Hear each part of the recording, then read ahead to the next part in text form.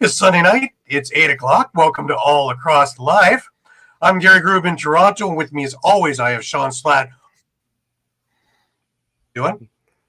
I'm over here in Moose Jaw. And I am doing pretty good.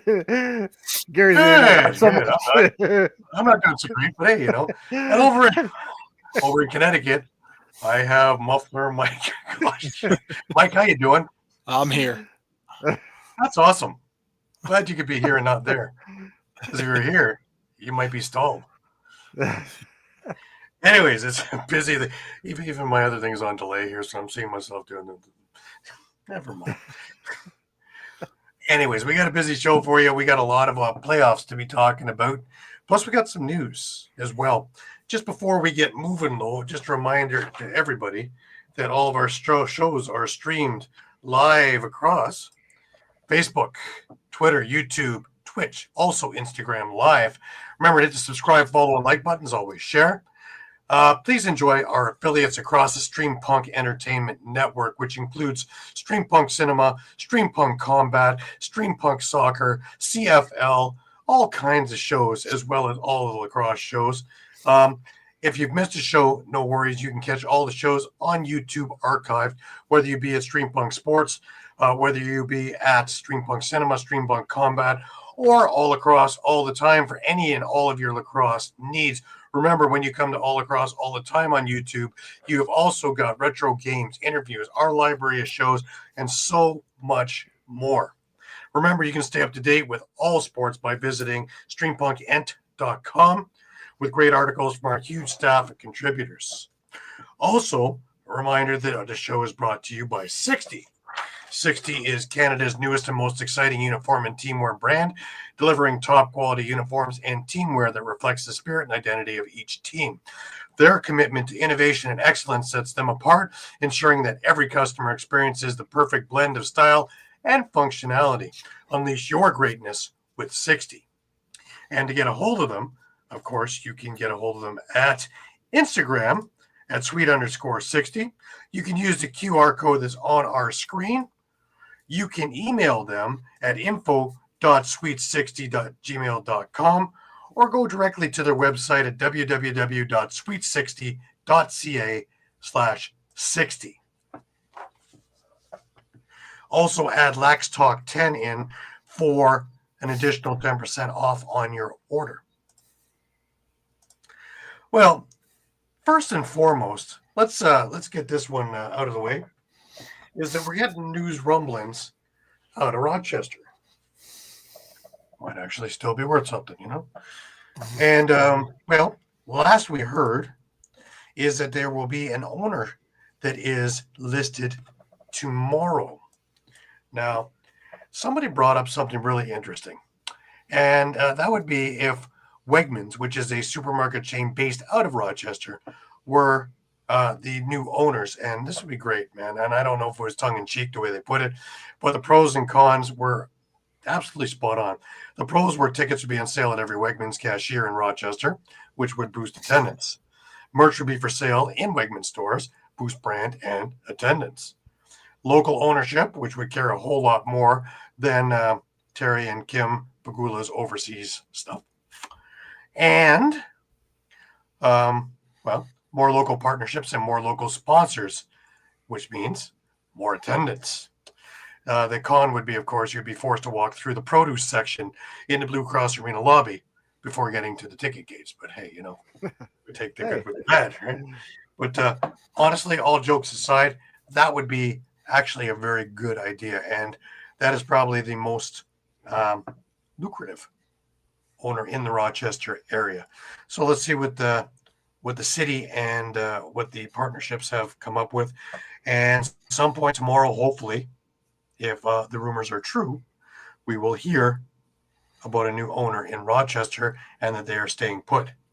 So let's hope that this is more than just a prop for the day. Out of Fan Cup, the numbers have come in, and congratulations to all of us and everyone else. And $14,000 US was raised over that weekend. Congratulations, everybody. 4 local charities are recipients of that money. Congratulations to everybody and all involved. as I mentioned, that night it was a spectacular event at Riverworks, done spectacular by the Buffalo Brigade, and looking forward to Chicago next year. Let's hope that all of that works out. That brings us at around 155,000 over 22 years. The first year was over a case of beer. That's how this all got started. Rochester, Buffalo, and Toronto playing an exhibition game over a case of beer. Fast forward 23 years, and here's what we got. When people put their minds to work and the lacrosse community comes together, it's a fun weekend, and a lot of money gets raised, and a lot of beer stores get emptied.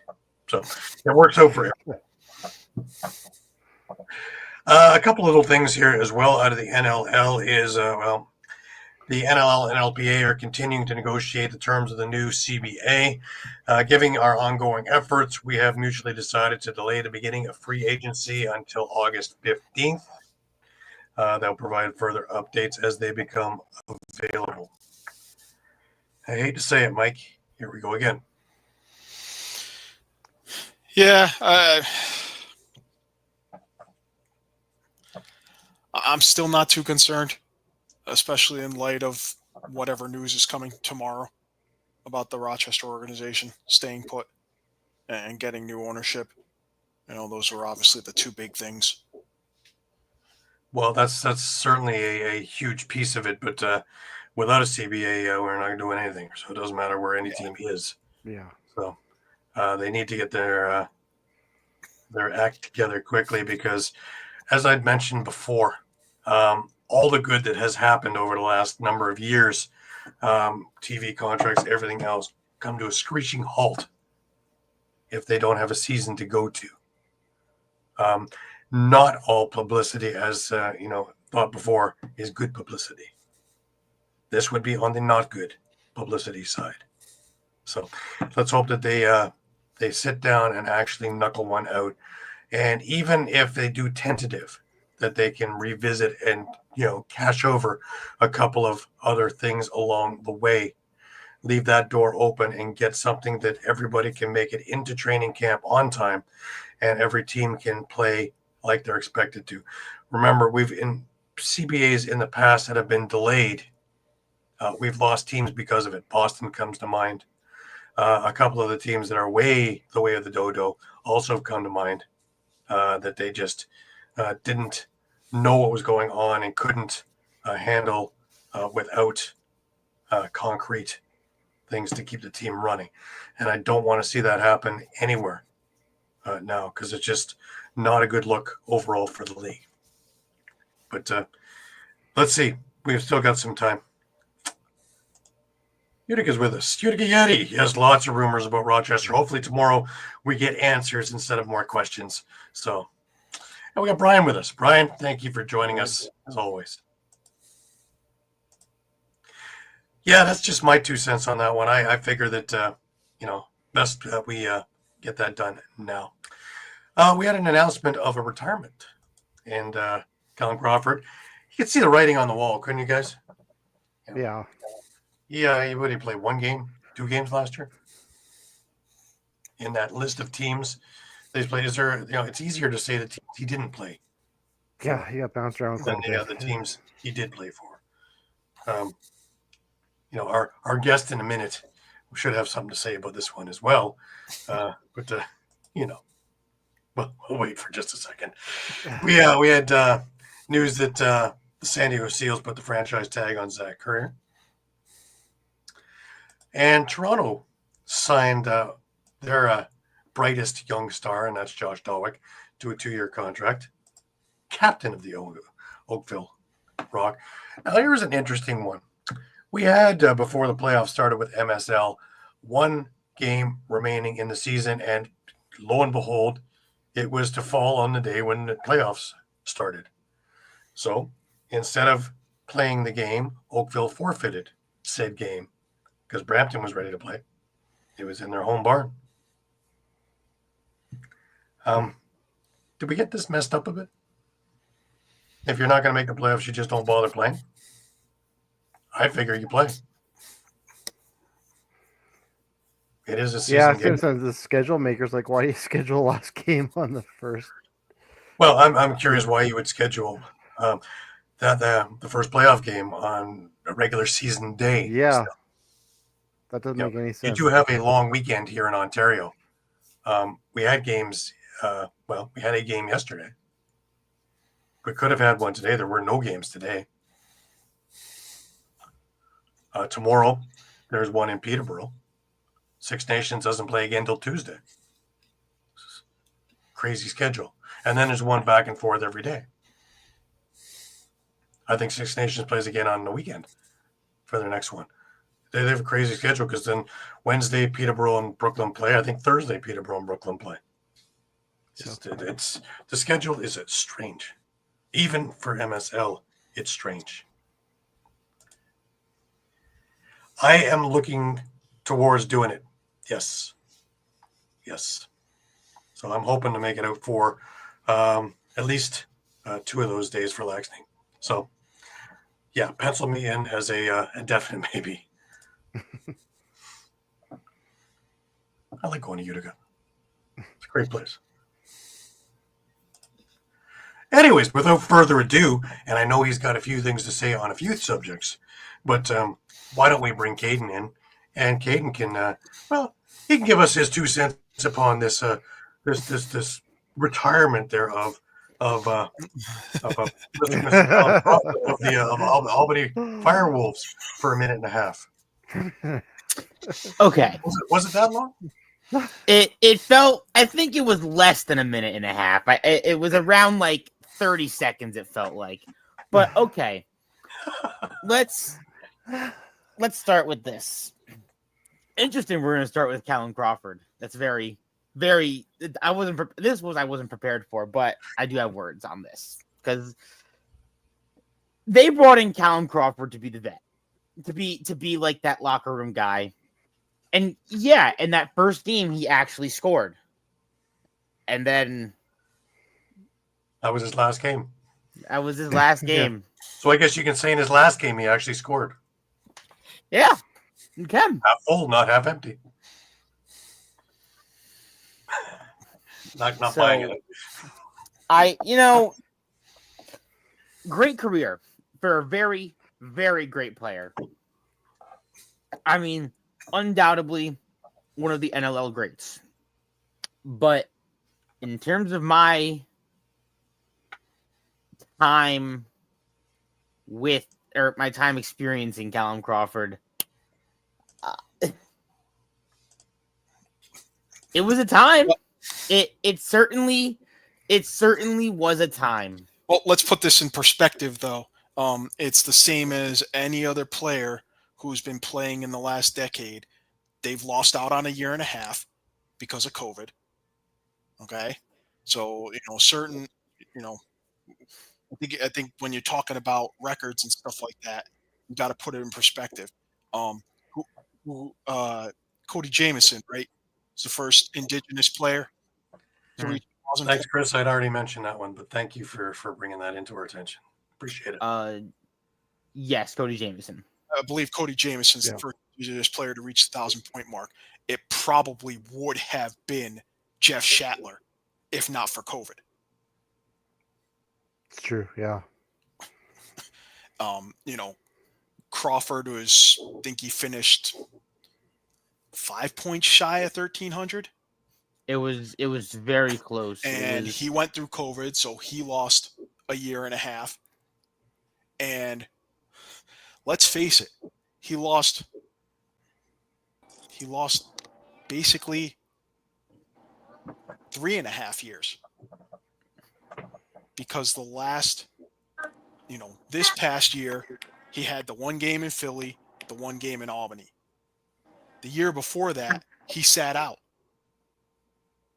San Diego had his rights, but he sat out. So, he could have played, but, I'm looking at it from the standpoint of, thanks a lot, Panther City,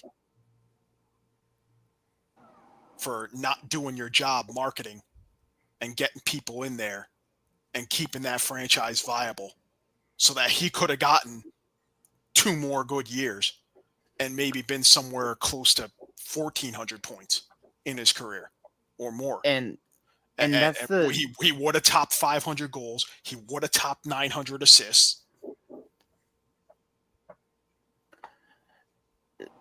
that's the sore subject about Panther City, and that's the wherewithal to keep Rochester in the league. And it's the wherewithal to not only keep Rochester, but you have to keep looking at teams, because there is a lot of talent out there that is just not playing. Yep. And like you said, Callum Crawford literally lost 3.5 years. Yeah, year and a half Because- to COVID, and you know, again, Yeah. he never would have played for Philly, never would have played for Albany, because he would have, you know, he could have hung him up now and had 3-4 years at the end of his career in Panther City. Probably putting up, you know, even 60, 70 points a season. Maybe not anywhere near, you know, his 83 assist season when he had the record at the time. You know, let's not forget, he's scored, you know, he's up there, I think, in the top 10 single season point performance. Maybe not now because of Dane Smith and Jeff Teat and, you know, Sean Evans had a string of 5 seasons in a row over 100 points. But, you know, he had a couple of seasons where he was up over 100 points. Right. So, Can I say something? Sure. Pat, go ahead. The Water Dogs suck. Carry on. Carry on. Welcome, Pat. That's all I want to say. Nice to have you with us. Just had to get that in there. But yeah, I mean, Well, you guys would know better than us. I mean, to me, it's a source. To you, right? Mike, you played for New England. You'd seen him up live and close. And Caleb, of course, he played with Albany for a couple of Albany.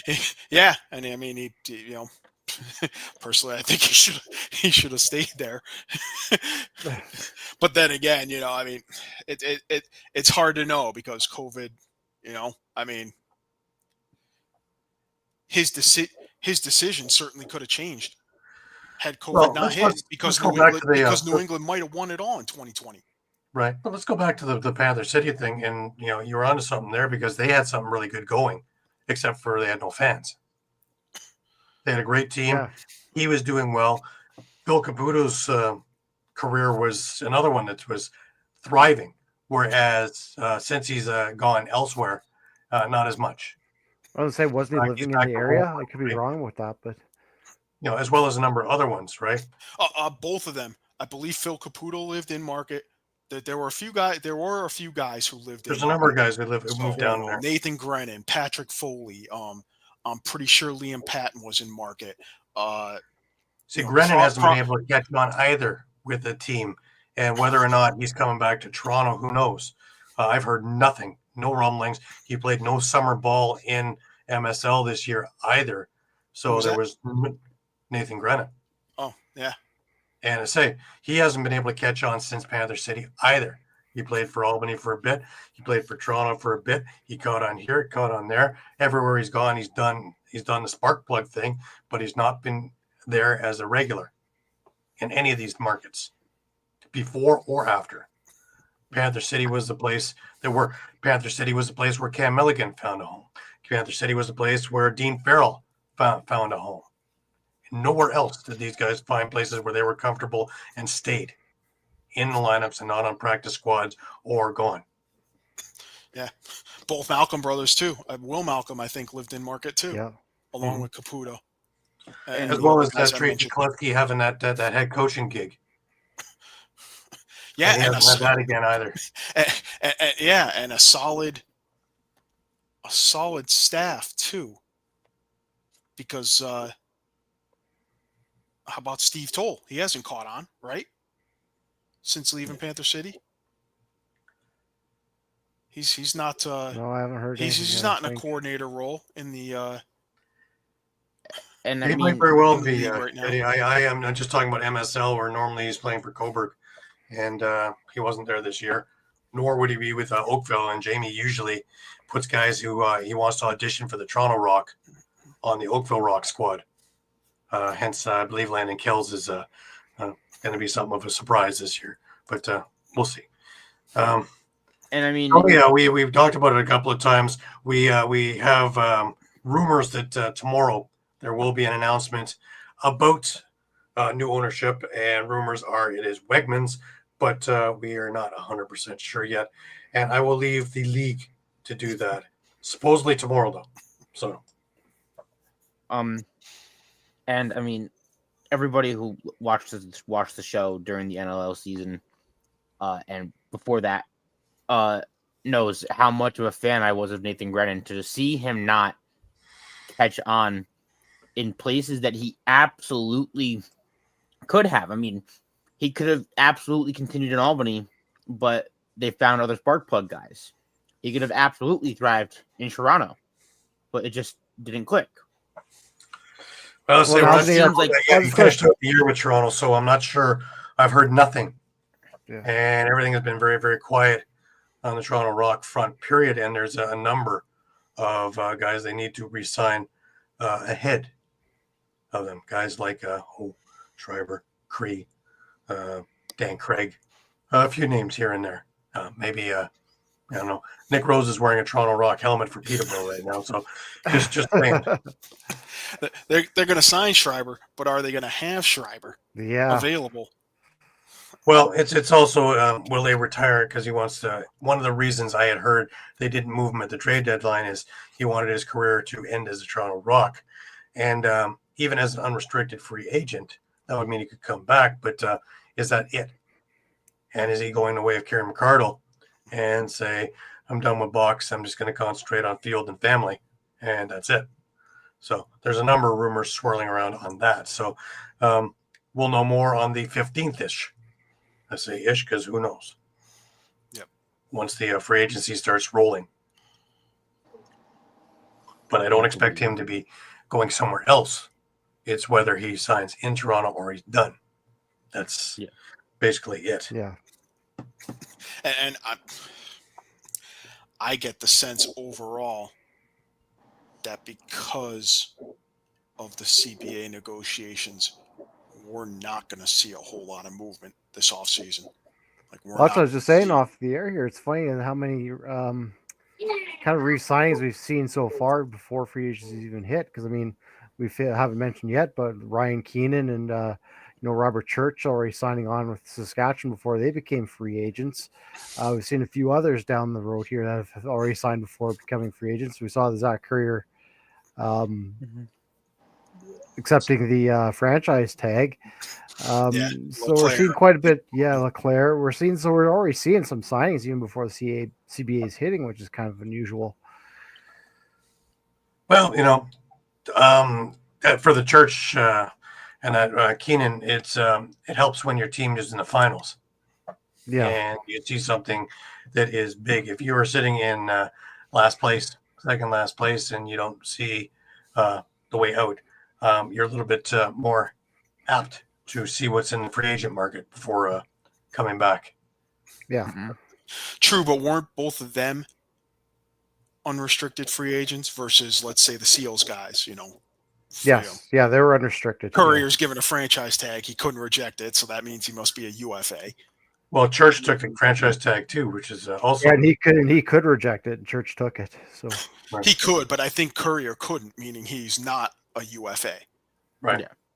And the same Let's also remember that Halifax... And I know he's got to be older than Danny Logan, and Trey Leclerc, so they've got to be UFAs too. Right. Well, Halifax started early because they already have Mike Robinson to a 2-year agreement, Colton Armstrong, Johnny Pearson, Drew Hutchison to 1-year agreements, and they just signed Tyson Bell to a 1-year agreement as well. Yeah, and Bell's probably the only one, if he is, that would be a UFA. But even regardless of whether they're staying or not, you probably want to see what the CBA is looking like to get an idea of what the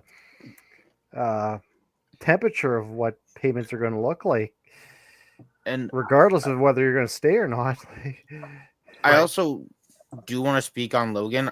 Last I heard, I thought there was an extension in place for him, but I think he signed for 3 years. Yeah. So, I mean, it could be him or Leclerc. One of them signed a 3-year extension with San Diego. So I know that I I thought it was both, but I could be misremembering. But keeping Logan in that situation is just, again, it kind of, it might focus me, it might transition me into the Atlas, but Danny Logan is huge, both in importance of box and field. Mhm. And he proves it each and every night. He proves it each and every night for San Diego, and he proves it how important he is each and every night with the Atlas. Right. Well, before we get segue ourselves into PLL, I did want to bring a little bit of cloudy news to you, No. and that, of course, Yeah. these guys. And if you're trying to pay your mortgage by using our picks, Yeah, don't. welcome to homelessness. I hope you get a good cardboard box, corrugated, nice, because it's cold winters out here. Oof. Yeah, Yeah, Yeah. cue the when I win the week with a 2-2 record, funny how cue the womp womp tuba. Yeah. I'm the basement guy now. my year to date still looks pretty good. Hey, get out of my basement. What are you doing? Yeah, we have a new basement dweller, Pat. How did that happen? It's We're real not far easy. behind. The water dogs go down the toilet, so do I. And flush away. Tidy bowl man and Pat, they're kind of battling over the boat. But yeah, so 23-13 for me, 500 there for Caden at 18-18. Oh boy. And then Sean Muffler over at 16-20, and Pat 15-21. Boy, oh boy, look at that. Okay, week 11's 4 gonna be bad. victories amongst us. I need a comeback. I need a comeback. Wow. Think about it. 2 weeks ago, I think we were like 18-20. We did have a couple really good weeks, so that's something to say. Yeah. That's the only thing that's keeping those numbers so good. Otherwise, they get real ugly. 4 of Oh, wait. 20 this week. Yeah, this was by far our worst week. So, By That was a rough by a week. It long was, shot. I've had no 1-4 week before, so You know, and then you look at it, and you know,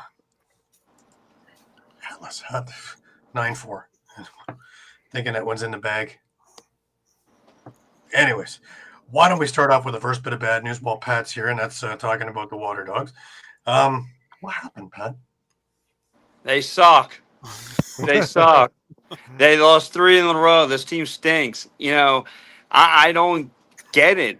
I don't get it. I don't understand. I would figure this. Wasn't it? I would figure this team would have more of an oomph coming out of whatever rut they're going through, and I don't know what makes me more angrier: the goaltending situation, the defense, or the head coach. I want to put them all lined up and slap them with the Three Stooges. I mean, I can't stomach it. It just you have Matt DeLuca looks absolutely clueless between the pipes. A defense that just can't contain anybody. There's no communication, and then Bill Tierney has the nerve and the audacity to come into the post game conference and tell you and saying that, yeah, well, listen, the whole goal is to put the ball in the back of the net. And other than C.J. Kurse, no one really showed up. Duh. That's your dilemma there, pal. You're got to get and one of the I don't know who the reporter was or who asked the question, but they obviously asked it. Said, well, like, when are we going to get things in the flow again? And he's like, I don't pay attention to all the the stats on that. Well, he needs to, because there's no flow with Jake Taylor, or like there was with a Cameron Cardle. He's become very inconsistent in the last 3 weeks. Michael Sowers is there for you. CJ Kurse. I mean, I don't know. It's just they get CJ Kurse into a rhythm and just try and make adjustments around him. I don't know. does that attitude sign your death warrant as a coach? Because he's the one saying, I don't know. You're the one who's supposed to get your guys to do this. Yeah. I feel like this kind of situates back to what happened at the end of the NHL season when Pete DeBoer said, yeah, Jake Ottinger really didn't do a good job at playing goalie, and then a few weeks later, Pete DeBoer was fired from Dallas. It's like the same situation. Is this going to happen? Is he throwing his team under the bus to a situation where they're just going to be like, bye? Because not only that, but something has to change. Something clearly has to change, and we're going into the last week, I think, correct? Yes. Right. Yes. So he's gonna finish out the year, and I would not be surprised shortly after if there's a head coaching announcement change for Philadelphia.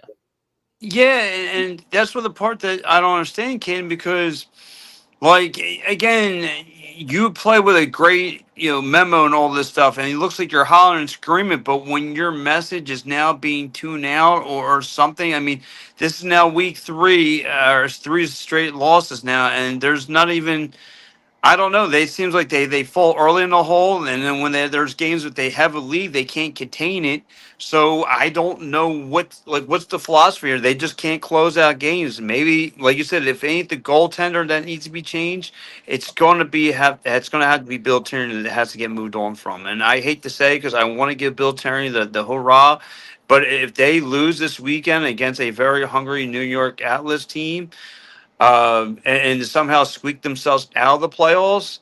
Yeah, I'm with you. Someone needs to roll. Someone's going to have to be removed. Not even that, but it just feels like Tierney's lost the locker room. Yeah, Completely. Yeah. It's in a situation where it feels like his players just don't want to play for him, and I feel like that also going back to what he said in the post game.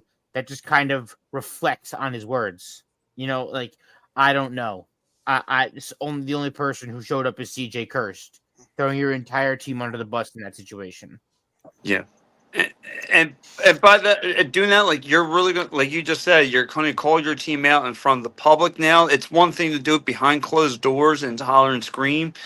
But to do it in front of the media, in front of the public, in front of the your fans that say, "Listen, there's only one guy that showed up," that's going to leave a bad taste in your team's mouths, and they might not even show up at all. I mean, it really comes down to the talent whether they want this or not. I mean, and again, Boston was in a bad situation. You got to look at the situations. Boston lost against Denver, against New York prior to, against Carolina prior to that.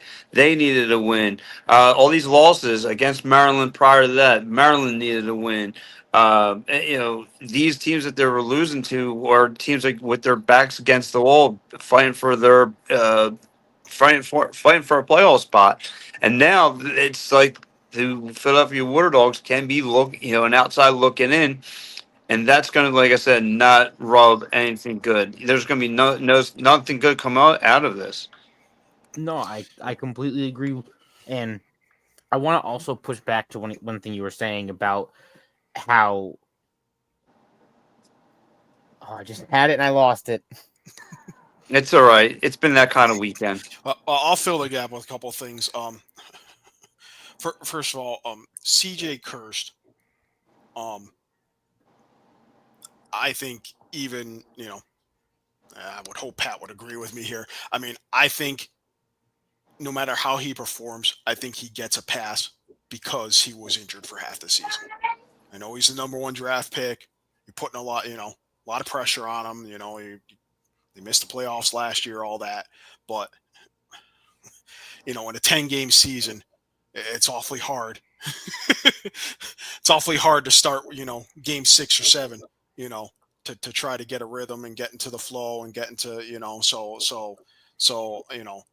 Yeah. No Philly fan should be hating on CJ Kirst for, in this No. case, not in this case. Well, obviously, I was going to say with these, but statistics look previous games where maybe he wasn't quite dialed in yet.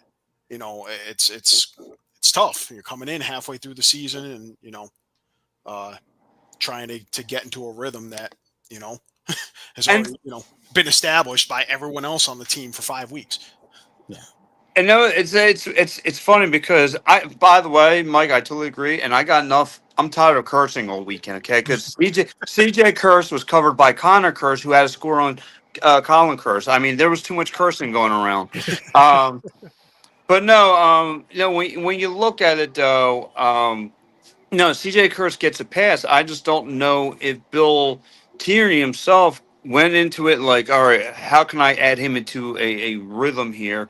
And I don't know if the other players like the Jake Taylors and the Cameron McCarls kind of took a back pedal where they don't have to feel the pressure of I have to be the guy who needs to score. Where now we got the number one draft pick, we got Michael Sowers. Let those guys be the playmakers, because you don't see the other guys scoring like they were once. And again, and it goes back to not keeping a defense off balance. I mean, if you look at their stats, it's like you only have 2-3 guys who shot from the perimeter. That's not going to help you win games. You have to mix it up. What did Boston do good against Philly? They were shooting from the perimeter. They were, making plays down low. They kept them off balance. They were stretching and making, creative, making windows down low. I mean, you have to somehow dial up better game plans of what you're coming up with. Like I said, I feel like this War Dogs team plays for the ESPN highlight reels instead of playing team ball at times. I don't get it. Yeah. No, I'm glad you And- brought up the perimeter stuff, Pat, because we've talked about over and over and over again. When has the War Dogs had their most success? When they're scoring 2-point goals. They had 9 2-point shots on net, nothing to come of it. Where is that outside shooting? Right. Gone south this year. And I feel like if the ball's not in Zach Carrier's hands, let's not even try to attempt it. And I'm like, well, don't we have another option that could shoot from the outside? Like, what's going on?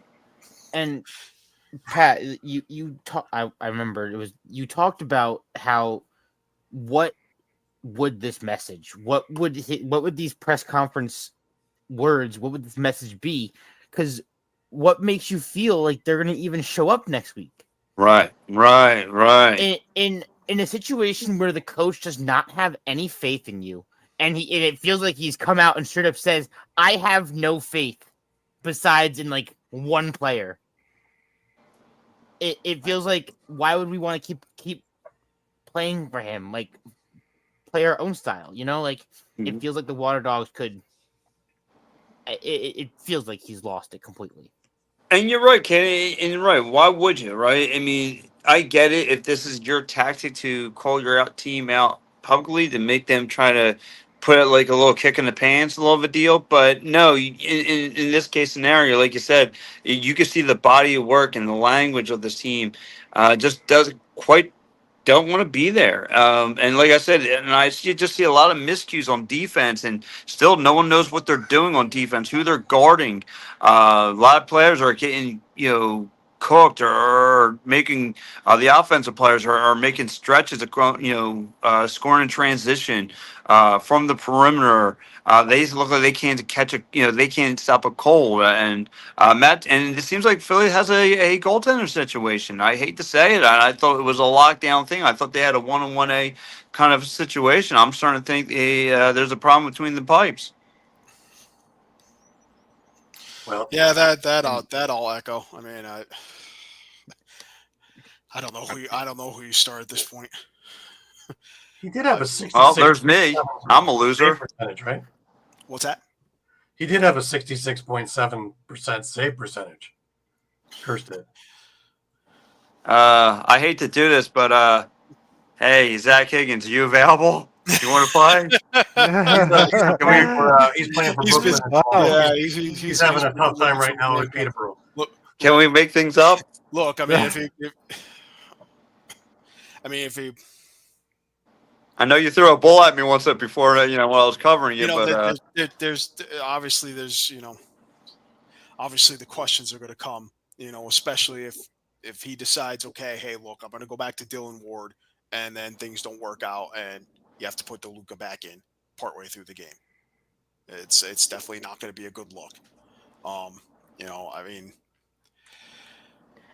At what point do you just say, as far as positive, I mean, if you can call it a positive, the defense did, again, it was too late, but the defense did lock down the Cannons in the fourth quarter. This was three games this weekend. Kurtz had a great game against Philadelphia on top of it. That's what I was trying to say. Yeah, we talked about it last week with fourth quarter woes and how,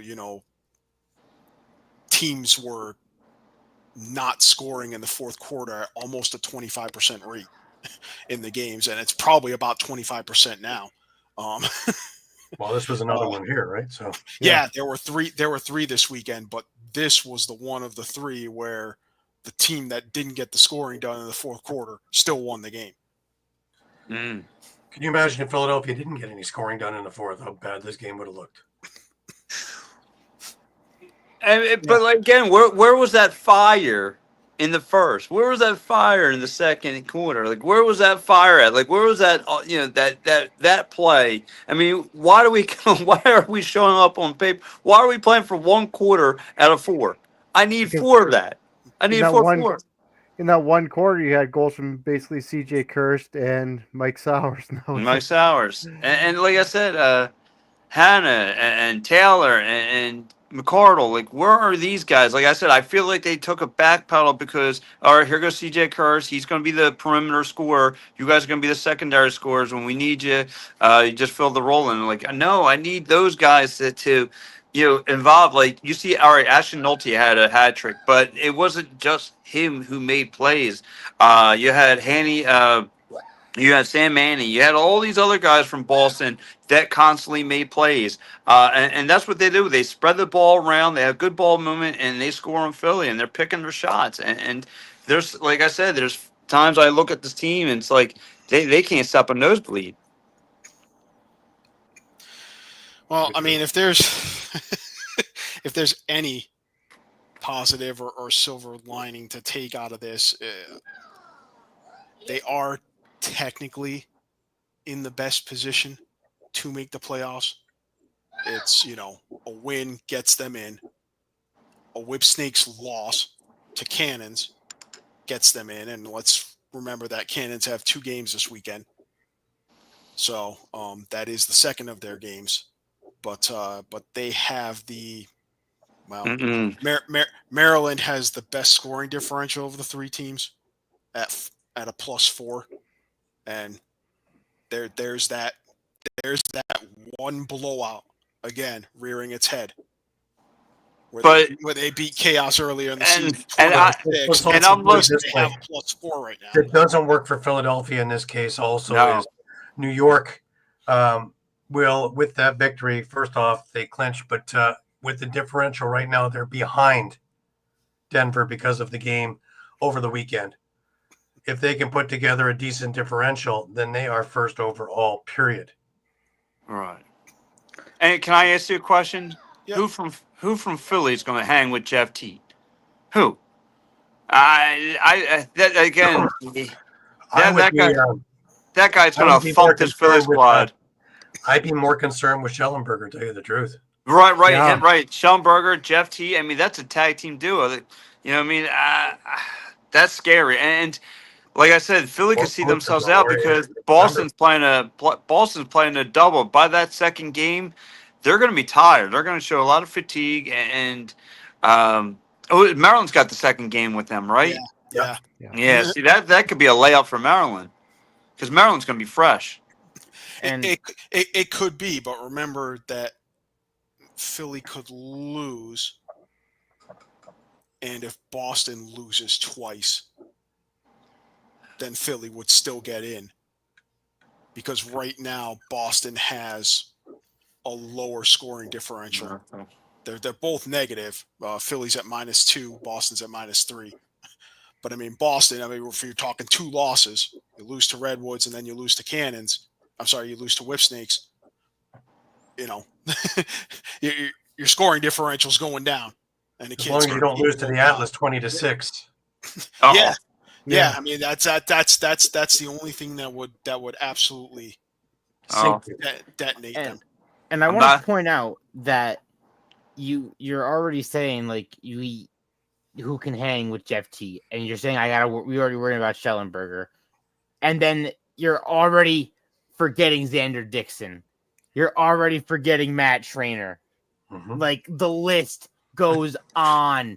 The offensive power gets deeper and deeper. The defense gets stronger. And the only thing I have to hope is McCarr is back in time. That's it. And don't worry about goaltending because Entenmann is the deal. Yeah. The real deal.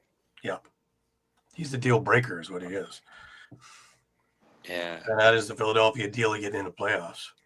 I'm gonna cry. You're going to have to find a way to solve a man who has seemingly been unsolvable up until this past weekend. And even then, It- the entire team took the second half off. Their outshot was 19-4. Something crazy like that in the second half. Yeah. And the game still went to overtime. I was gonna say that I know there's that one save Entenmann made in overtime that he had no business making. Yeah, it was insane. There was a Yeah. couple of them that were just absolutely insane before that one went in. Eduardo, how you doing? Hey, Eduardo. Hey. And hey, look, as a Water Dogs fan, maybe you want the Cannons to drop both games. That's gonna get you whip snakes in the first round. And I'd like to think they have a much better chance against the whip snakes because let's face it, the whip snakes have some defensive problems too. The whip snakes definitely have some goaltending problems. Okay, But I mean, Emmett Carroll's played admirably. I will give him that. You know, he's a rookie, so you know, but their goaltending really has been questionable since he replaced Brendan Krebs because everyone was of the belief that Brendan Krebs was going to, you know, kind of lock down that job after taking it from Kyle Burnlor. Mhm. My thing is, and I'm being optimistic. All right, say they squeak into the playoffs because and say they do squeak into the playoffs, but the big question is like what Kanan kind of went back to square one is.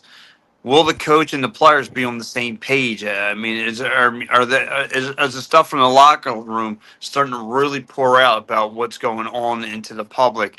Will they, say, "Hey, listen, this is the playoffs. Let's reset here. We got something we can play for here and move on." Or are we still going to let these problems and issues carry over? And because, like I said, I think. They're going to catch a beat down this weekend, and like I said, maybe they squeak in. But ultimately, if your player and the coach ain't going to be on the same page, and why even be there? Why? Just you might as well just go home, hang your jersey up now, and call it a day.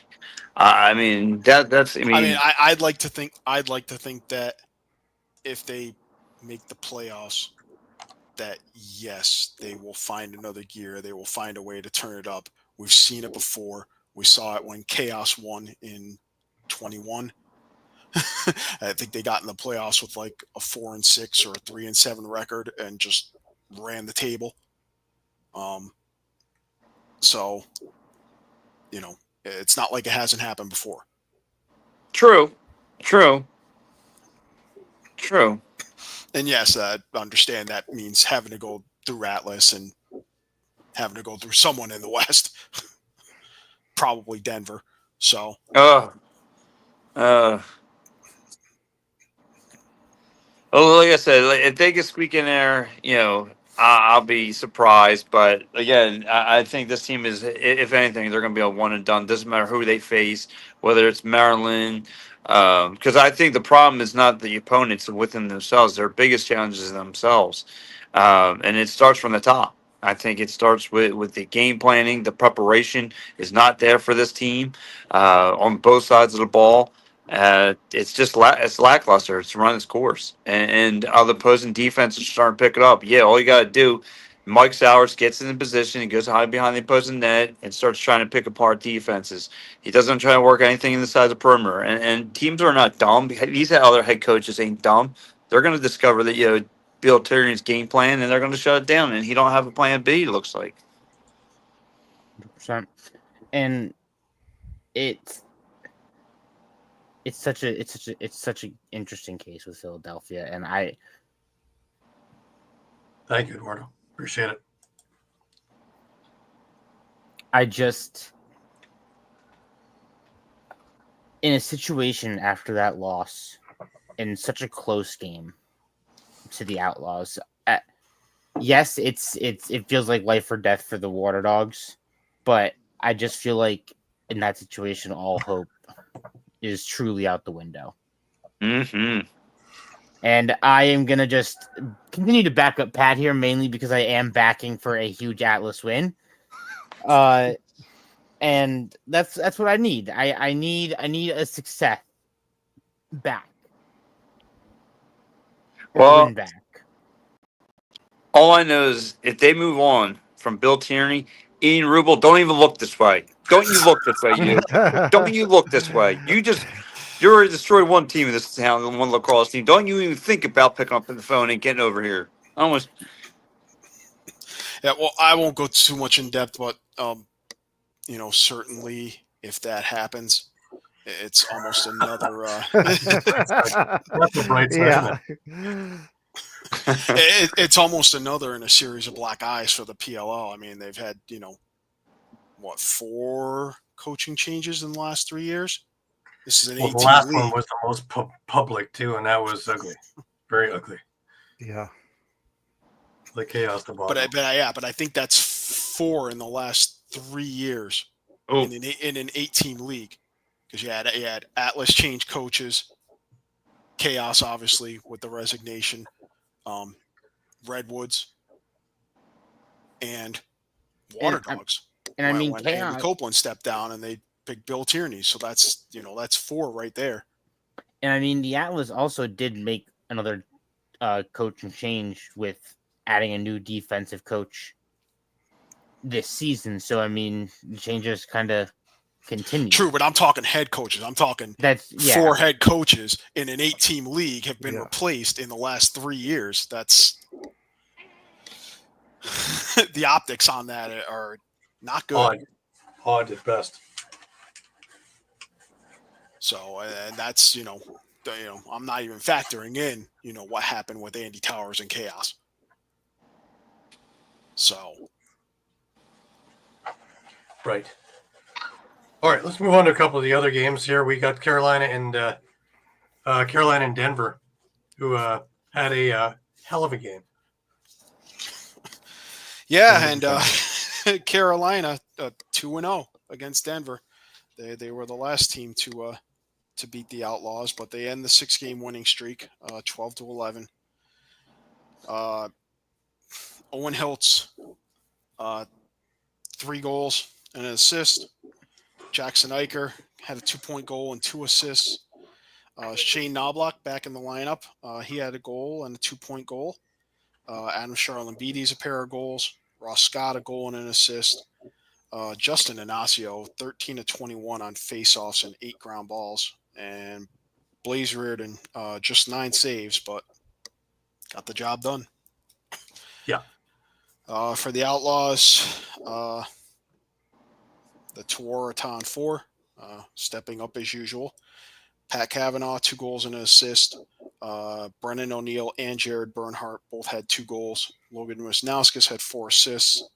They got 2 goals from Dalton Young and a 2-point goal from Mike Manley. And Logan McNaney, 13 saves. That's his first loss as a starter. Right. Alrighty. We also had Maryland and California in another strange game. It just felt like we were in the Twilight Zone this week. Except for, Philadelphia, but we don't talk about that. Yeah. and that, that's that Chaos Outlaws game, I believe, also was one of the games where Denver didn't scored 1 or they got shut out in the fourth quarter. So we had 3 of the 4 games this weekend had that phenomenon that we were talking about. Yeah, Carolina 2-1 in the fourth quarter over Denver. So the game was 10-10 going into the fourth. And the issue with the Chaos beating the Outlaws is that it gave me false hope for New York the next night. It gave me hope to say that we could completely shut out the Outlaws this week, keep them 0-2. Well, a 9-4 start would have been a good thing too. And then I was believing it, and then it shut down in the third. Put halfway through the third, if you want to put a marker at it. And we can also put a marker at it as the time that I open my big fat mouth and So you How jinx it. unbeatable there? Yeah. yeah, hey, Yeah. At that but particular you know, moment, the Avalanche goal unbeatable started. besides with an unbeatable asterisk, and at the very bottom and like the very very tiny lettering Outlaws. But I've been saying that. I've been saying that the only team that can realistically beat New York is the Outlaws. And what happened? In overtime. And a hell of an only- overtime. Yeah. A hell of an overtime. That was one of the Yeah, most exciting overtimes I've seen in field in years. Yeah, and if Schellenberger doesn't score that goal to tie the game with 15 seconds left and force overtime, we'd be looking at all 4 games with that fourth quarter woes problem. And that was one hell of a goal to go with it, too. I jumped off the couch on that one. That was insane. The drama involved in that. After a timeout and very little time left, and the perfect shot. You know, personally, I think that was the best overtime game this whole year. Agreed. Well, we've only had 2 overtimes. Yeah, we've only had 2. They've both been quite riveting. So, they certainly haven't been, hey, I want to face off and scored and ended the game in 5 seconds. Now we save that for MSL. No, we certainly don't save it for WLA. We play a full period. Yeah. Screw this one goal We have thing. other Yeah. things to do with our evenings. There are chicken wraps to be had. But in all seriousness, it is good that the select OT games this year, we were treated to absolute bangers for extra lacrosse. We were, and really in both games, a lot was on the line. So Gary said it last week. Whoever's making the schedule seemed to have a crystal ball or something to see. and we're going to get it. How it worked out, eh? We're going to get it in week 11. Cannons, Redwoods, and that's chance for Redwoods to clinch the last spot in the West. You've got Chaos and Archers. If Redwoods don't win, Archers can give themselves a chance by beating Chaos. Obviously, we've got Water Dogs and Atlas. Atlas looking to play for top seed. Water Dogs, winning they're in. And then you're finishing with Whip Snakes and Cannons, which could potentially be, if Philly clinches one way or another, could be for that last spot. Philly getting 2 games on the last week is... That's Boston gets 2 games. Oh, Boston gets 2 games. My mistake, yeah. Boston getting 2 games. Oddly enough, then we have a couple of weeks off before the playoffs. Yeah, and then, teams get a bye. So, Denver's off for the next month. That's what I said. I thought this was going to hurt Denver more than anything because them having so much time now because they're not playing this weekend. They're off in the bye. They're like you said, Mike. They're going to be off for a month. I'm thinking this may come back and hurt them. Whoever is on the Outlaws target list first, they have a huge chance for the upset because of this time, and they have a lot of advantages to take over on the disadvantage of it. I've always heard the idea that time is both a good and a bad thing for these teams because you're getting the rest that you need, but at the same time, keep playing at the same level week in, week out. A month is too long. A month is way too long. Especially when you're only getting about a game a day. And it's in Minneapolis, so they might have to play through a snowstorm. Oh, boy. The Canadians speaking. It's gonna be we're gonna be blessed with a massive last week of lacrosse coming up. Absolutely, with so many things on the line, everything relates to everything, which is spectacular. All right, that will do us for PLL this week. Pat, thanks as always for your insights and upbeat personality towards the Water Dogs. I'm not barking. Did I Neither are mention? they. Not yet. Did I Neither are they. mention? Did I mention the War Dogs suck? Did I mention that yet? I haven't heard Caden bark I- either, so, you know. Oh, I'll bring the barking out. Get the horns up, eh? Horns up! Get the horns up! Yes. Can I put my horns up, please? That's right. You were already gored. Travis Batiste was once a wing. Does that count? Does that count for anything? All right, guys. I'll catch you later. Guys, stay safe. I'll catch you around. See ya. All right, Pat. Enjoy the Phillies game. Yeah. Yes, it is. That was Pat Bernard. Caden. Caden, you're muted. Caden, you're muted.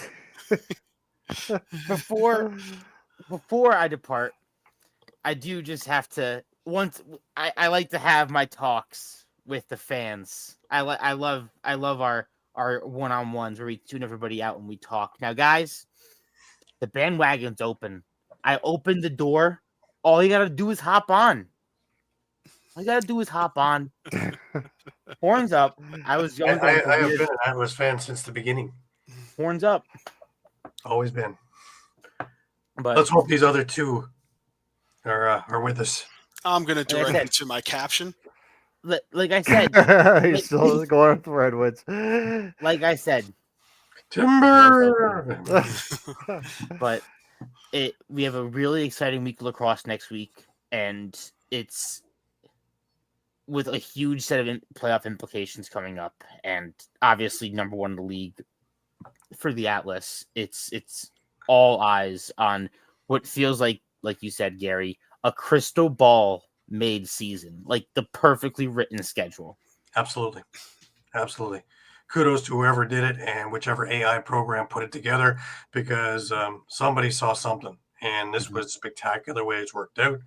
And I can only hope that the playoffs are going to be half as good as some of the games we've witnessed leading up to them, because there have been some just spectacular games. 100%. All right.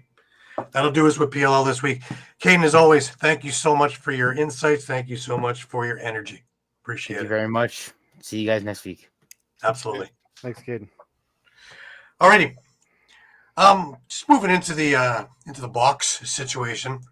In Ontario, we had with Junior, we had an interesting little ending to one series and an interesting start to the finals. As most knew, Orangeville had made it 4-2 over Peterborough to get into the finals, but the Whitby Toronto Beaches series was something else. And either way it went would have been okay with me, because both teams were very deserving. In Game 7, Whitby was able to overcome and beat the Toronto Beaches 10-9 and make it into the finals against the Orangeville Northmen. In Game 1 of the finals, which was played on Friday night, the game went to overtime. To show you what series we're about to have. And even more strange was that Orangeville won, but it was on an own goal from Whitby. Oof. Yeah. So Orangeville leads. They won 7-6, and they lead the series 1-0. And this is going to be a hell of a series. Next game is tomorrow at the Iroquois Park Sports Center in Whitby.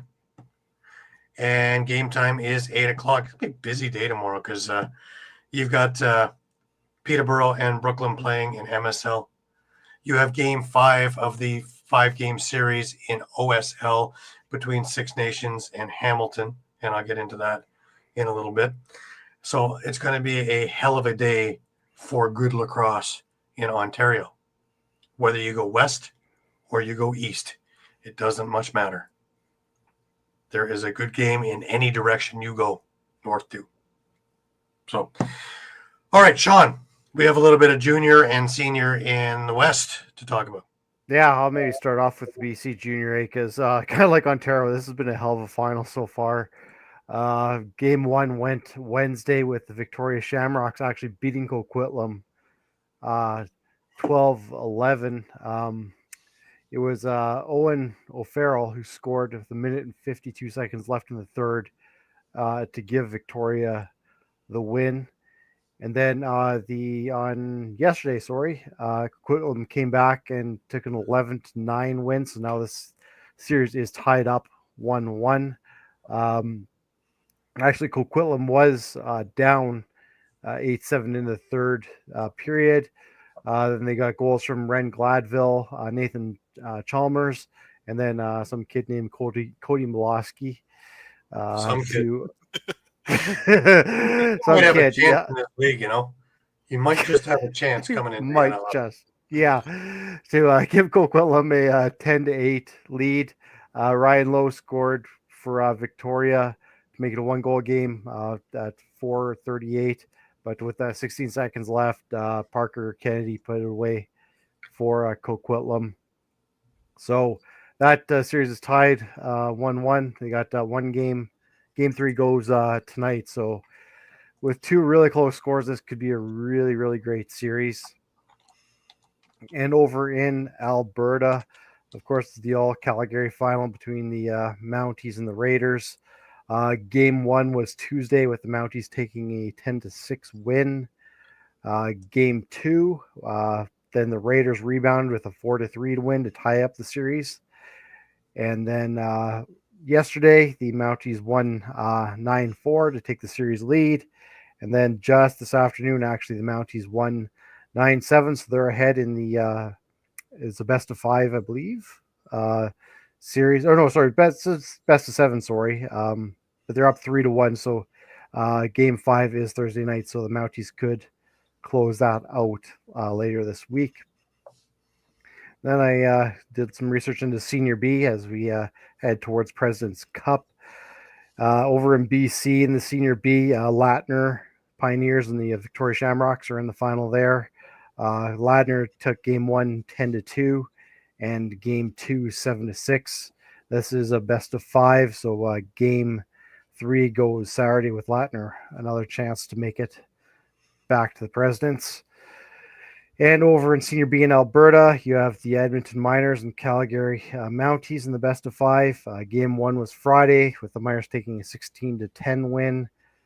Game 2 was yesterday with the Miners winning 12-5. So again, another best of 5. So the Miners could close this one out with game 3 on Friday. All right.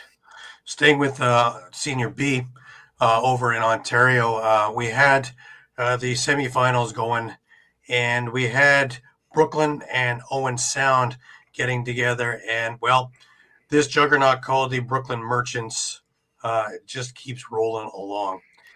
They swept the Owen Sound North Stars 3-0. There was one game that was close. That was it. The first game was 14-4.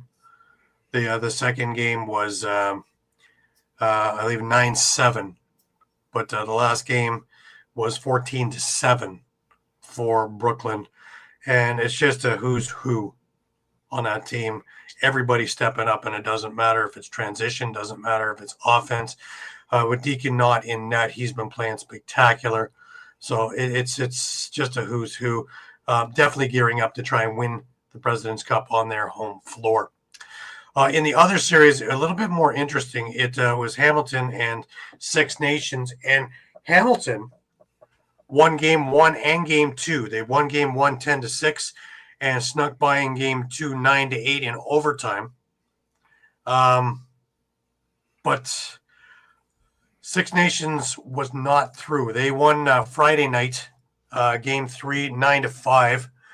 Pretty much dominated that game. At one point, it was 9-2 in the second period before they kind of just went playing with their food and trying to kill the clock.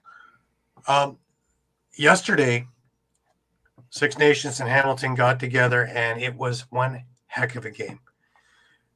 Definitely on a mission to say that they're staying around. Six Nations jumped out to a 4-2 lead after 1. Hamilton tightened the game up, and it was a 7-6 game for Six Nations after 2. Enter the goaltending of Aiden Walsh for Hamilton, and Ty Belanger for Six Nations. They gave up a goal each in the third, and that was it. For the remainder of most of the third, it went end to end and tons of opportunities, and nobody was giving an inch. This game ended 8-7 for Six Nations. Game 7 goes tomorrow night at the Iroquois Lacrosse Arena in Ohsweken. Game time is 7 p.m. And if you are anywhere near the Hamilton North, Caledon area, you're going to want to take a look at this game. This is the deciding game who's going to play Brooklyn in the finals to get to the President's Cup. So you're not going to want to miss this game. Hamilton has had plenty of opportunity to end the series. Six Nations is firing on all cylinders. Danton Miller had a hat trick in yesterday's game. Thunderhill also with some with a couple of goals. David Anderson, though he was only credited with one, apparently had four. Talking to Gaylor Palace's sister, who he's the nephew. Just to, so you know, put it in perspective a little bit. So good lineage sitting there. But yeah, it's going to be a heck of a game tomorrow. Now remember, Hamilton made all the moves also, so they got a lot of guys that are chomping at the bit as well. So it's going to be a great game if you have the opportunity to make it out to Ohsweken tomorrow. Moving into major series lacrosse, and we've got we're well into our semifinals now. Six Nations and Owen Sound played on Thursday night, and a weird game. The what you would have expected was Six Nations jumped out to a 6-0 lead in the first period. And you thought, okay, this is going to be a walk. This is a game I don't really have to pay much attention to, and I can concentrate on the Brooklyn and Peterborough game. But in the second period, somebody woke Owen Sound up, because at one point in that period, it was 7-5 for Six Nations. Owen Sound was able to rhyme off 5 goals on Warren Hill in the second. Now, as Six Nations is apt to do, they kind of go, huh? What? We're playing, are we? Okay. And in 3 minutes, they scored 3 goals, and it was 10-5. Game finished 11-6. Typical Six Nations. We're going to play for about 11 minutes of the game, and we'll show you what we can do. And so far, so good. In game 1 of the Peterborough-Brooklyn game, it was ugly. Peterborough got off to the worst case scenario for Brooklyn. Peterborough got off to a great start. Nick Rose was seeing everything. And, well, before Brooklyn got on the board in the second period, it was already 9-0 for Peterborough. And at that point, there was actually a game, because at that point, I believe Brooklyn had scored them 4-3. But the final score of game 1 was 12-4 for Peterborough in a walk. Pretty much everything went wrong for Brooklyn that night. Higgins got pulled midway through the second in favor of Steve Orleman. About 20 seconds after Orleman got in, McCulley scored on him, and you're thinking it's going to be a long evening. Orleman, to his credit, was able to right the ship and was able to stabilize everything, where Brooklyn actually started relaxing and playing again. But for the first 30 minutes or so, they were missing most of their shots and gripping the sticks and really not doing any of the things that got them to where they are. And the last period, they looked more like themselves, which ramped us up into yesterday's game over at the Iroquois Park Lacrosse Center.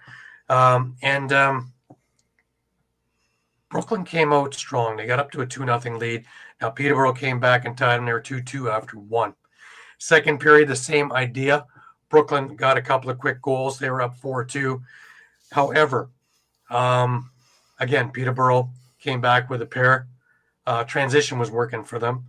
Gilroy with a beautiful breakaway off of Nick Rose pass. And it was 4-4. Brooklyn goes up 5-4. Peterborough ties it 5-5. Just before the end of the second period, Peterborough takes their first lead of the night. And it's 6-5 heading into the third period. In the third period, now things were getting progressively rougher as this game went along. Brady Kiernan was out with an injury. He looked like he twisted an ankle. Hopefully, it's just that. But I haven't gotten any word yet. He was helped off the floor, but all accounts, it looks like he should, if not the next game, he'll be back later in the series. So that's good news. Connor Kiernan for his birthday yesterday. He was on the show Thursday. He was a great guest too. So, but he had a pretty good night as well. But in the third period of this game, they got rougher as we went along. We had a couple of near fights and a couple of things that got broken up before they really got moving. Peterborough winds up with a 10-8 victory, so they're up 2-0 in this series. Next game goes tomorrow at 7 p.m. at the Memorial Center in Peterborough. So if you happen to be east and are going past Whitby for watching the Orangeville Whitby Warriors game, you might want to go up into Peterborough and catch that game at Memorial. It'll be a good game. And that is the week that was. And Six Nations plays again their second game on a crazy schedule, Tuesday. It's almost a week between games. So what's going on with these schedules is far beyond my idea. Wednesday is Peterborough and Brooklyn in Whitby. Thursday, both teams are playing. Nations in ILA and Peterborough in Peterborough Thursday night. So if necessary. And that is the week that was in major series. So things are tightening up there too. By all accounts, it's looking like what we had predicted. Peterborough against Six Nations, but it's still early in the series and anything can happen in best of 7 series. Take it away, guys. Bring me over to the Western Lacrosse Association, even though I may be hanging my head at some of the news you're giving me. Yeah, I guess we could start with the Victoria New Westminster series, and man, this is going to be one hell of a series if first 2 games are any indication. New Westminster maybe making a little bit of a statement in game 1, taking it 12-11 over the Shamrocks, and it was Shamrocks were ahead by a goal in the third, and a 3-goal run by the Salmon Bellies put them up 11-9. Jesse King made it a 1-goal game. Phil Caputo, though, came back to make it 2 points. With 14 seconds left, Andrew Q with the extra attacker did score to make it a 1-goal game, but just couldn't find the equalizer in that one. For New Westminster, you had Ty Kurtz with 2 goals and 6 assists for 8 points. Mitch Jones with 2 goals and 3 assists. Had a pair of goals from Tyler Pace, a pair of goals from Hayden Dixon, a pair of goals from Phil Caputo. So, yeah, kind of had a lot of depth scoring going on for the Salmon Bellies. Frank Giuliano with the start, 43 saves off of 54 shots. For Victoria, again, 2 goals, 5 assists for Marshall King. Andrew Q, 5 goals and 1 assist for 6 points. Jesse King with a pair of goals. I also got goals from Clark Peterson and Chris Wardle. And Chris Riglieri with the start, 46 saves off of 58 shots. That, I guess I might as well just go straight into game 2. Stick with the series. And game 2 then went on Wednesday with Victoria taking the 12-10 win over the Salmon Bellies. So this series is tied 1-1. But again, a 2-goal difference. This is really a back and forth game. Salmon Bellies took an early lead, but an 8-goal second period by Victoria. They outscored them New Westminster 8-3 in the second to kind of really take control of that game. Just, I guess, to note, Mitch Jones scored on the power play with 2 minutes and 58 seconds left to make it 12-10. So there's still a couple of minutes left there that, I mean, New West still had a chance with 2 goals, which could easily happen in that amount of time. So, I mean, it was far from over. Again, for we'll go with Victoria. Victoria got a pair of goals from Clark Peterson, 2 from Zach Mans. I also had 2 from Kyle Pepper, 2 from Jesse King. In goal again, actually had Chris Regulari and Cam Dunkerley spent time at goal. Regulari stopped 18 of 23, and Dunkerley stopped 30 of 35. For New West, 4 goals and 3 assists for Mitch Jones. So a huge game for Mitch. 6 assists from Ty Kurtz. He had 2 goals from Hayden Dixon, a pair of goals from Tyler Pace.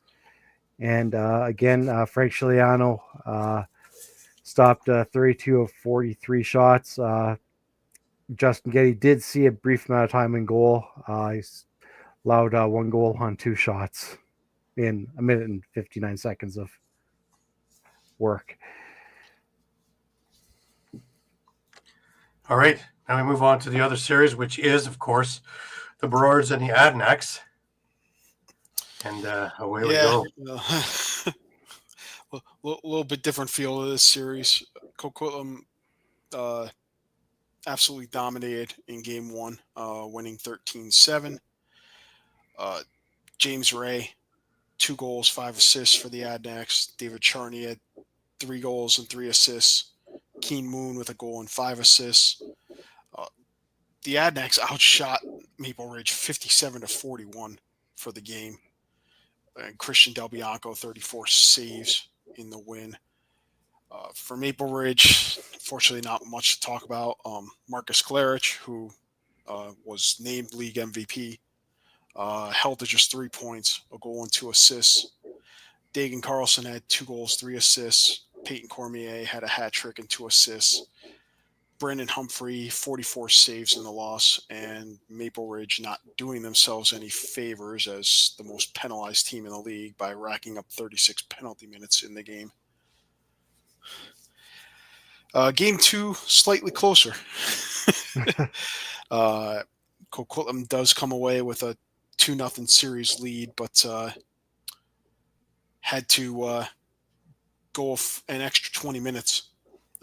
They played an overtime period, and Coquitlam came away with the 13-12 win. Maple Ridge was up 5-2 after the first period, but trailing 7-6 after the second. They then tied the game at 10 to go into OT, but got outscored 3-2 in the overtime period and outshot 12-5. So hard to rack up the goals in overtime when you're only taking 5 shots in the period. Better game from Marcus Klarich this time around, though. 4 goals and 5 assists for 9 points. Dagan Carlson had a 5-point night, 3 goals, 2 assists. Dylan McIntosh had a pair of goals and a pair of assists. Peyton Cormier, 2 goals and an assist. Ryan Jones with 3 assists for the Burrards. And Brandon Humphrey made 40 saves. For the Adanacs, Keen Moon, 4 goals, 3 assists. They got 6 assists out of Clark Walter.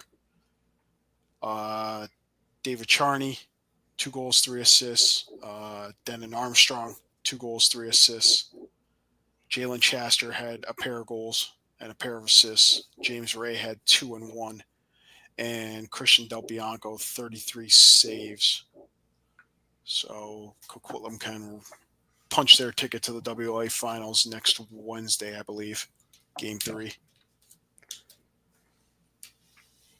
Yeah, and I guess for Victoria, I guess you got game 3 Tuesday night and game 4 Thursday, and if needed, I guess game 5 is Saturday. Right. Well, busy week, and everything means something now. And very soon, we're talking about the Founders. We're talking about the Minto in a couple of weeks. We're talking about the President's Cup, which is the last week of August. And then, of course, the Man Cup. So what a way to end summer, as it were. This week on NLL Lacrosse Talk, we have Tom Borelli Award winner John Gertler as my guest. So that should be interesting. Always great to talk with John. Always interesting stories and interesting anecdotes throughout his long tenure with the Bandits, and before that with the Sabres, and even with the Bills as their in-house announcer for about 10 years. So at Ralph Wilson Stadium. So a lot of stories, I'm sure, on a lot of different events through a lot of different eras of Bandits lacrosse. So it should be a great time Thursday at 4 p.m. Just a reminder, we are on Facebook, we are on Twitter, we're on Instagram, we are on Thread, we are also on YouTube. Please come visit us 3, 4, 5 times a day as the news is getting more and more interesting by the moment. And again, I keep getting information that Wegmans is the owner, or going to be announced as the owner. So let's see if that comes to fruition. So that certainly will be a plus, being at a local big time business to be in charge and owner and running the team. So that'll be major. But with free agency just about a week and a half away, hopefully the CBA is going to come down the pipe before that, and we'll get everything moving, and everything will go seamlessly from that point on. So make sure you stay here, your number one source for all of your lacrosse news, your Costco of lacrosse, your one-stop shop, and of course your most reputable, since we are all on the phone with our sources continually to make sure that what we hear and what we see is correct and corroborated before it's put out to you, so you can be safe in the knowledge that what you're getting is true. That being said, we're into last words, and Sean, I start with you this week. Yeah, like I mentioned before, the big news out of Saskatchewan with Keenan and Church re-signing, that's huge for this team, especially trying to get back to the finals again. I know I was a little leery about what would happen with Church, with the family now and maybe wanting to be back home a little bit closer to BC. So to see him back, those were the two big signings that they really needed. So I think the only other unrestricted free agent is Adam J. So, big signing too if they can get him back, but it's also a pretty depth position in defense for them. And then WLA, man, this Victoria New Westminster series is just going to be everything that we expected. I would be shocked if it doesn't go 5 games. Right. Mike, last words to you. Yeah, well, PLL. What more could you ask for? You've got 3 playoff spots up for grabs, and just every game has meaning this week or for next weekend. So, and it could all come down to the final game for the final playoff spot in the East. Absolutely. And with me, of course, the juniors are intriguing me. This is going to be one hell of a series between Whitby and Orangeville. I think it will be a real good candidate to give Coquitlam or whomever of the West a real hard time. Don't forget St. Catharines is in there as well. And Edmonton, John? It's looking like it might be Calgary for the juniors. All right. They're ahead in that series right now, 3-1. So, all right, the Mounties, yeah, that should be a good representative. Yeah, too. that's a good program. That's a good program they got going there. Right. That's intriguing to me, as well as, of course, I don't think that we've seen the best lacrosse out of Brooklyn just yet. And I have a feeling this is going to be a 6 or a 7 game series. I just don't think it's going to be a cakewalk for Peterborough, even though they're up 2-0 right now. Yesterday was a dogfight. And I just think that Brooklyn is just getting their legs about them now and believing that they can actually do this. So this should be interesting. But my God, Peterborough is big with these young kids, man. Dustin Burkhoff filled in beautifully for Eric Schewel, who sat out with a suspension from a fight in game 1, and scored a goal as well as being huge muscle on the floor, let alone Carter Page, Justin Sykes, big kids that are doing. And Holden Katoni is looking sharp again, and Tate has had a great summer. So Peterborough's looking good. Owen Sound, I don't know, man. There might be a little bit of fire in them yet. Keep in mind, Andrew Kidd's playing net for them, right? So if there's something to pull off a miracle, having a good goaltender to start with is a good way to bring it out. But they showed, and maybe they're going to believe their own hype now, is that they can hang with them. And if they can do it in larger chunks and not have, I can't even say large chunks, but moments of not being organized, because that's all Six Nations needs to score 3 goals is about 12 small moments together. And before you know it, you're down 5-0. So there's just so much firepower there that it's a true David and Goliath scenario in that series. So it's going to be very interesting. But question to the boys here. Does the West have the horses to overcome what the East has and are going to throw at them? Sean, I'll start with you. And you see, it depends on who's coming out of the West. And I know, like, Mike and I have had discussions about this before. Like, if it's Coquitlam, yeah, you have Christian Del Bianco, who's a game changer, no doubt. But after that, I mean, there's no real huge names on that roster compared to that all-star team that you have in Six Nations. Now, if you look at the rosters with like New Westminster or Victoria, yeah, you have some bigger names there, which could potentially have a little bit more of a chance. So, yeah, Right. It really depends on who comes out, I think. Right. Mike, we watched Victoria last year go 18-0 and kind of walked our way into the playoffs and out, and then ran into Six Nations, which was a buzzsaw. Are we above that now with either New West or Victoria or Coquitlam for that matter? Or are we looking at the same scenario coming up? I mean, I'd like to think so. Remember that the cup is going out west this year. It's being played out west. So, if it were if it were back east, we all know the story. The last time a Western team won in the East was 86, I believe. So I believe it was 1886. Yes. Feels like it. Feels like it. Give or take a year or two. Yeah. So, and I mean, as a whole, obviously, if Victoria can find a way to repeat as champions, you certainly can look at, from a perspective of the Q Center being packed and sold out pretty much every game. That'll certainly be nice to see. Every Man Cup game gets sold out. But I mean, New West is not going to go down without a fight, and Coquitlam, despite maybe not having the star power outside of Del Bianco in net, is they still won the league, the regular season title. So good. Yes, they did. And I would argue too, even if New West is in like Queens Park Arena, I could see that being packed too. Too. Yeah. Yeah. Mm-hmm. Plus, you have the floor, right? Totally different idea there.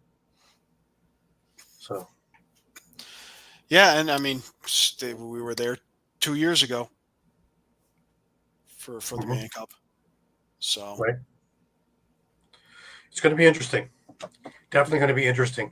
Stick with us because we will have all the coverage of all the games and all the news that surrounds it and everything else leading up to it and including through the series period. ! Plural. So stick with us. Anyways, that'll wrap us up for this week.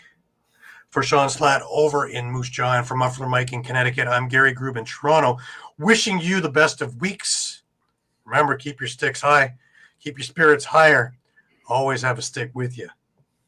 Never know when you're going to have a game. Until next week, have a great week, everybody. Take care.